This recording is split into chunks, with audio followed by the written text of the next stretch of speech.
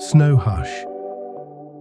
The silence of the world the moment snow begins to fall. It always starts quietly, a single flake drifting down like a secret that slipped out of the sky.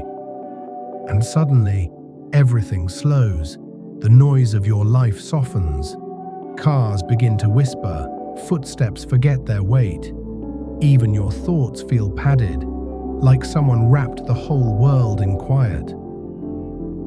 There's a hush that settles over everything, not empty, not lonely, but a gentle reminder that even chaos knows how to pause. Maybe that's why the first snowfall feels like forgiveness, like the universe saying, "Here, let's start over."